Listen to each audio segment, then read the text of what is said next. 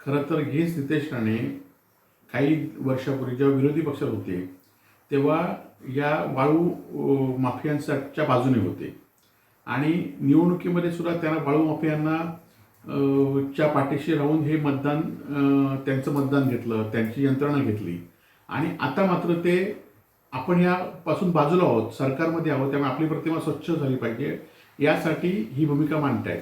परंतु त्यांचे भाऊ निलेश राणे जे आमदार आहेत त्यांची भूमिका काय आहे? आज कुडाळ मालवणातील किंवा वेंगुर्ला येथील सगळ्या वाळू माफियांचा या राणे कुटुंबियांच्या सातत्याने त्यांच्यावर वावर असतो. आणि हे वाळू माफिया कोण आहेत? तुम्हाला नावं सांगितले तर सगळे वाळू माफिया हे भारतीय जनता पार्टीच्या आणि शिंदे गटाच्या सत्ताधाऱ्यांच्या जवळचे आहेत आणि त्यामुळे पालकमंत्री म्हणून नितेश राणे आपली भूमिका स्वच्छ ठेवण्यासाठी फक्त लोकांना दाखवण्यासाठी घोषणा करतायत. परंतु जिल्ह्यामध्ये अनेक ठिकाणी वाळू सुरू आहे. आपण बघितलं असेल की एवढी हिंमत या वाळू माफियांची झाली, सत्ताधाऱ्यांचा पाठिंबा असेल तर असल्याशिवाय अशा भूमिका होत नाही. आणि एका कुडाळच्या तहसीलदारावर गाडी घालवण्याची सुद्धा हिंमत या वाळू माफियांनी केली आहे. आज बावनकुळेंनी MPD ॲक्टद्वारे कारवाई करा अशी या ठिकाणी घोषणा केली.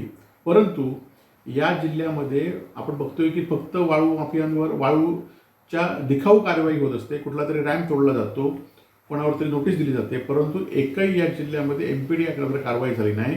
खरं तर ही कारवाई झाली तरच आम्ही म्हणू की पालकमंत्र्यांनी या संदर्भात जी भूमिका आहे ती भूमिका वास्तवात या ठिकाणी आणली. आता isakal.com आहे देशातील नंबर 1 ची मराठी न्यूज वेबसाईट. प्रत्येक अपडेटसाठी isakal.com ला नक्की भेट द्या.